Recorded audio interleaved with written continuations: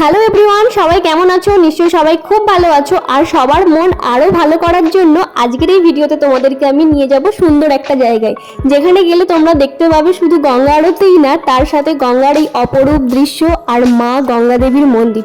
চলো তাহলে আজকের ভিডিও শুরু করি একদম শুরু থেকে। তবে হ্যাঁ, এই গঙ্গা আরতি দেখার জন্য কাউকে কিন্তু বেনারস যেতে হবে না। এই গঙ্গা আরতি হয় আমাদের কলকাতাতেই। আজকের জার্নি শুরু করেছিলাম বনগাঁ স্টেশন থেকে দমদম স্টেশন পর্যন্ত, তারপর মেট্রোতে করে চলে আসলাম ধর্মতলা। ধর্মতলা থেকে গঙ্গার ঘাট যাওয়া কোনো ব্যাপারই নয়। এই বড় যে বিল্ডিংটা আছে এইখান থেকেই তোমরা বাবুঘাট যাবার বাস ধরতে পারো। তবে আমি কিন্তু গিয়েছিলাম পায়ে হেঁটে যাবার আমার দুটো কারণ ছিল। এক, বলতে পারো টাকা বাঁচানো, অবশ্যই এটা কোনো ভ্যালিড কারণ নয়। তার থেকেও বড় যেটা কারণ ছিল সেটা হচ্ছে আমি চেয়েছিলাম ইডেন গার্ডেনের সামনের ওই সুন্দর রাস্তাটা দিয়ে পায়ে হেঁটে যাব। এই যে বাসগুলো সোজা চলে যাচ্ছে, আমরা কিন্তু পায়ে হেঁটে গেলে ওই দিকে যাবো না। নেতাজির যে স্ট্যাচুটা আছে তার ঠিক পেছন দিয়ে ইডেন গার্ডেন যাবার যে রাস্তাটা, আমরা যাব সোজা ওই রাস্তায়। আর দূর থেকে ইডেন গার্ডেনের বড় লাইটটা দেখাই যাবে, ব্যাস ওই সোজা চলে গেলেই হবে। আর আমি বলবো যাদের এত ঝামেলার দরকার নেই বা আমার মতোই অদ্ভুত, সকলেই একদম জাস্ট বাসে ওঠো বাবুঘাট, আর ওখানে গিয়ে যেখানে গঙ্গা আরতি হচ্ছে ঘাটের সামনে গিয়ে নেমে পড়ো।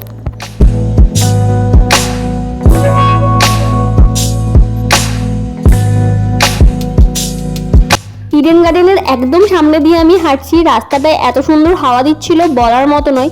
আর তোমরা যদি বাসে যাও তাহলে ভাড়া মনে হয় 10 থেকে 15 টাকা, এর থেকে বেশি হবে না। চলো, কথা বলতে বলতে আমরা প্রায় চলেই এসেছি।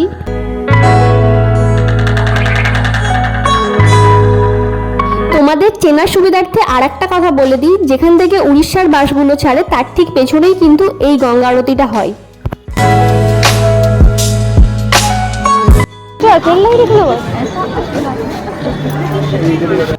বাবুঘাট গঙ্গা আরতি দেখার জন্য তোমরা কিন্তু দমদম থেকে ইডেন গার্ডেন স্টেশনে এসেও নামতে পারো, তাহলে আর কোনো ঝামেলার দরকার নেই। ঠিক যে স্টেশনে নামবে তার সামনেই হচ্ছে গঙ্গা আরতি। এই দেখো, বিকেল হতে না হতেই মোটামুটি কত মানুষ এখানে এসে গেছে। আর যারা চেয়ারে বসে দেখতে চাও তারা কিন্তু সন্ধে হওয়ার একটু আগেই আসবে, না হলে কিন্তু সব চেয়ার বুক হয়ে যায়। দেখতে পাচ্ছ তো কতগুলো চেয়ার পাতা আছে, আর সবাই এখানে বসে আছে গঙ্গা আরতি দেখবে বলে।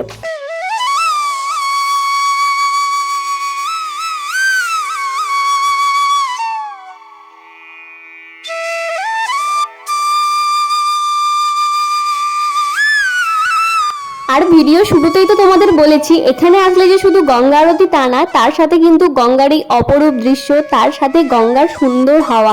এই গরমের সন্ধ্যেতে আর কি চাই বলতো?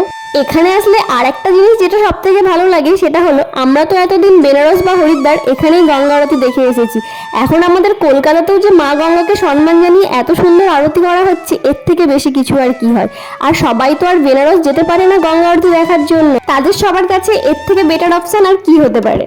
টুকটুক করে অনেকগুলো কথা বলে ফেললাম, এবার চলো তোমাদেরকে দেখাই যে গঙ্গা আরতি হবার আগে এখানে কিছু মানুষ গেছে যারা আরতি করবে তাদের সাথে মা গঙ্গাকে নিমন্ত্রণ করতে। টাইম হয়ে গেছে এখন 6:25, আর এখন থেকেই ঠিক গঙ্গা আরতি শুরু হবে। তো তোমরা যারা আসতে চাইছো তারা টাইমটা দেখে রাখো, কিন্তু ঠিক টাইমের মধ্যে আসবে, না হলে কিন্তু তোমরা অনেক কিছু মিস করে যাবে।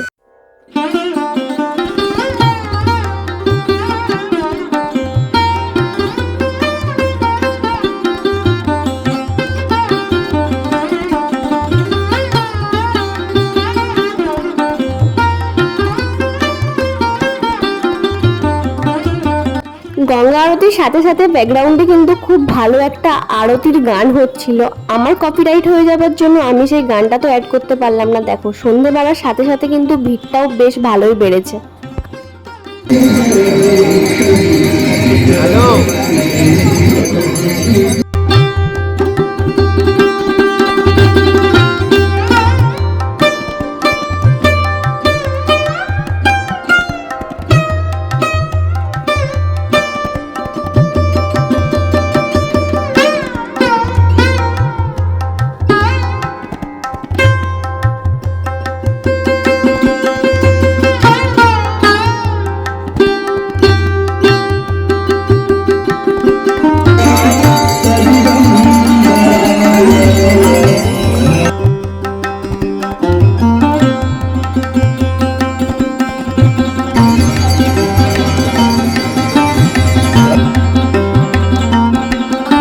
যাওয়া থেকে দাঁড়িয়ে দাঁড়িয়ে আরতি দেখছিলাম, কিন্তু শেষের দিকে আমি আর দাঁড়িয়ে থাকতে না পেরে সামনেটা বসে পড়েছি। শুধু আমি না, আমার মতো কিন্তু এখানে অনেকেই সামনেটা বসে একদম সামনে থেকে আরতি দেখছিল।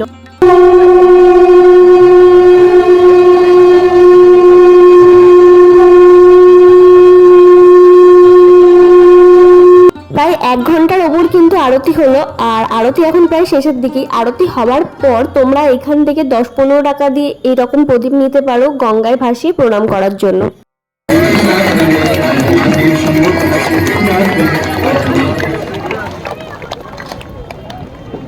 সকলে মা গঙ্গার নামে জয় ধ্বনি দেবেন। গঙ্গা মাতা কি, মাতা কি, বাবা বিশ্বনাথ কি, বাবা ভূতপার্বতী বাজে হর হর মহাদেব শম্ভু। গঙ্গা মাতা কি। এদিকে আমাদের গঙ্গা আরতি শেষ হলো।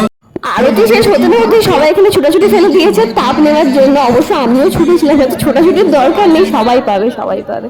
আরতি শেষ হওয়ার পর তোমাদেরকে এবার দেখাবো মা গঙ্গা দেবীর মন্দির। আর ভিড়টা দেখেছো তো, যেহেতু আমরা রবিবার গিয়েছিলাম সেই জন্য আমার মনে হয় ভিড়টা একটু বেশিই ছিল।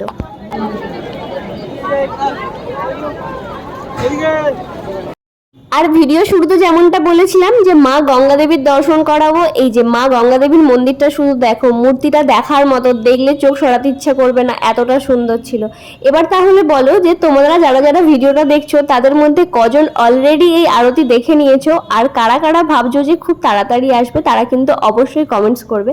আর তার সাথে কিন্তু এটাও জানিও যে ভিডিওটা কেমন লাগলো। ভিডিওটা শেষ পর্যন্ত দেখার জন্য সবাইকে অনেক থ্যাংক ইউ। তোমাদেরকে আজকে তো দেখালাম কলকাতার গঙ্গা আরতি, আশা রাখছি খুব তাড়াতাড়ি বেনারসের গঙ্গা আরতিও দেখাতে পারবো। তার জন্য কিন্তু চ্যানেলটা সাবস্ক্রাইব করে রাখতে হবে। আর হ্যাঁ, কমেন্টসে কিন্তু জয় বাবা বিশ্বনাথ এটা বলতে ভুলো না। প্রত্যেকটা ভিডিওর মতো এই ভিডিওতেও বলবো, ভিডিও রিলেটেড কারো কিছু জানার থাকলে অবশ্যই কিন্তু কমেন্টস করবে। আমি কিন্তু প্রত্যেকটা কমেন্টসের ডাউট ক্লিয়ার করি, প্রত্যেকটা কমেন্টসের উত্তর দিই। প্রথমে ভেবেছিলাম ইডেন গার্ডেন স্টেশন থেকে দমদমে ট্রেন ধরে নেবো, তারপরে এই গঙ্গার জল নিতে গিয়ে আমরা ট্রেনটা মিস করি। যাই হোক, ভালোই হয়েছে। আরতি দেখলাম আর গঙ্গার জল নেবো না, সেটা কখনো হতে পারে? তবে ভাটার কারণে এত কাদা ছিল, পাতো আটকে যাচ্ছিল। গণেশ বাবাজি দেখলাম সামনেই পড়েছিল, একটু জলের দিকে ঠেলে দিলাম যাতে না কারো পায়ে লেগে যায়। ওখান থেকে বেরিয়ে আমরা শিয়ালদা আসার জন্য 15 টাকা দিয়ে একটা বাস ধরলাম। শিয়ালদা স্টেশনে এসেছি, আর একটু যখন ট্রেন লেট ছিল, মানে ট্রেন একটু যখন দেরি ছিল, পুদিনা পাতার জলের ফুচকা খাবো না সেটা কি হয়? এটা কিন্তু আমি স্কিপ খুব একটা করি না, আমার খুব ভালো লাগে। ফুচকা খেলাম, তারপরে খেলাম একটা আইসক্রিম, তারপরে এই করতে করতেই কোথা থেকে ট্রেন আসার টাইম হয়ে গেছে, ছুটলাম স্টেশনের দিকে।